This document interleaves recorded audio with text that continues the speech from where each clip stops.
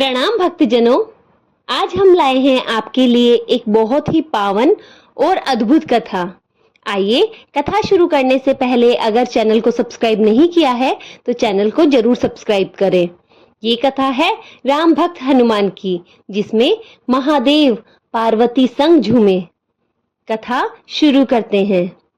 रावण के वध के बाद अयोध्यापति श्री राम ने राजपाट संभाल लिया था और प्रजा राम राज्य से प्रसन्न थी। एक दिन भगवान महादेव की इच्छा श्री राम से मिलने की हुई। पार्वती जी को संग लेकर महादेव कैलाश पर्वत से अयोध्या नगरी के लिए चल पड़े। भगवान शिव और मां पार्वती को अयोध्या आया देखकर श्री सीता माता और राम जी बहुत खुश हुए। माता जानकी ने उनका उचित आदर सत्कार किया और स्वयं भोजन बनाने के लिए रसोई घर में चली गई। भगवान शिव ने श्री राम से पूछा, हनुमान जी दिखाई नहीं पड़ रहे हैं, कहाँ हैं? श्री राम बोले, वह बगीचे में होंगे। शिव जी ने श्री राम से बगीचे में जाने की अनुमति मांगी और पार्वती जी के साथ बगीचे में आ गए। बगीचे की खूबसूरती देखकर उनका मन मोहित हो गया। आम के एक घने वृक्ष के नीचे हनुमान जी दीन दुनिया से बेखबर गहरी नींद में सोए थे और एक लय में खराटों से राम नाम की ध्वनि उठ रही थी। चकित होकर शिवजी और माता पार्वती एक दूसरे को देखने लगे।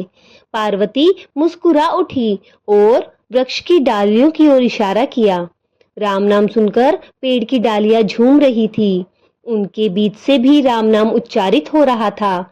शिवजी इस राम नाम की धुन सुनकर मस्त मगन होकर खुद भी राम राम कहकर नाचने लगे। माता पार्वती भी अपने पति का अनुसरण करके भगवान की भक्ति में लीन हो गई और राम नाम पर पांव थिरकाने लगी। शिवजी और पार्वती जी के नृत्य से ऐसी झनकार उठी कि स्वर्ग लोक के देवतागण भी आकर्षित होकर बगीचे में आ गए और राम नाम की धुन में सभी मस्त हो गए। माता जानकी भोजन तैयार करके प्रतीक्षारत थी, परंतु संध्या घिरने तक भी अतिथि नहीं पधारे। तब अपने देवर लक्ष्मण जी को बगीचे में भेजा। लक्ष्मण जी ने तो अवतार ही लिया था श्री राम की सेवा के लिए। अतः बगीचे में जाकर जब उन्होंने धरती पर स्वर्ग का सा नजारा देखा तो खुद भी राम नाम की धुन में झूम उठे।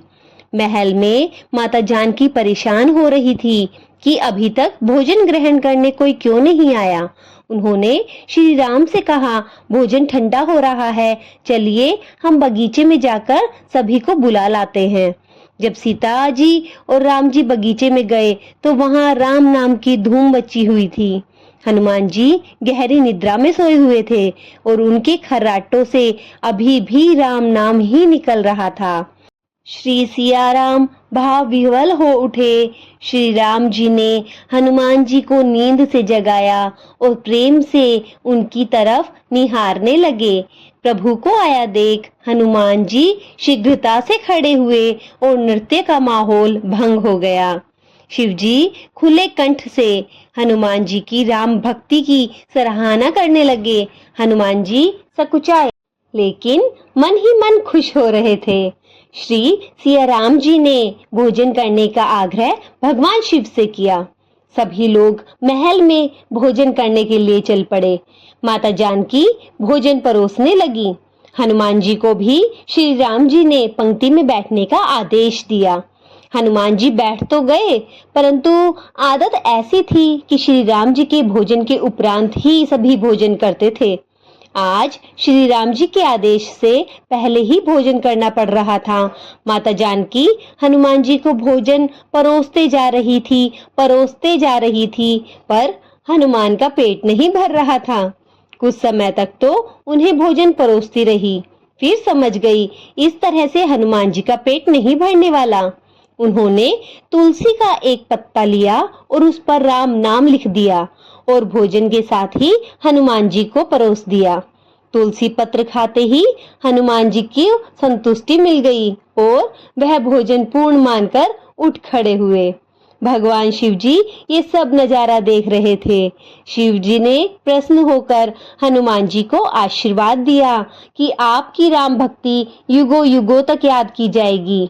आप संकट मोचन कहलाएंगे, आप सबके संकट हरेंगे, आप वहां वहां होंगे जहां जहां राम नाम लिया जाएगा। इसलिए भक्तजनों, चलिए एक बार श्री राम का नाम का जयकारा लगाते हैं। जय श्री राम, जय श्री राम। हनुमान जी महाराज हम सबके भी संकट इसी तरह से हरे। अगर आपको आज की ये कथा पसंद आई हो तो चैनल भक्ति आलोक को जरूर सब्सक्राइब करें। आप सबका एक एक सब्सक्राइब, एक एक लाइक हम सबके लिए बहुत महत्वपूर्ण है।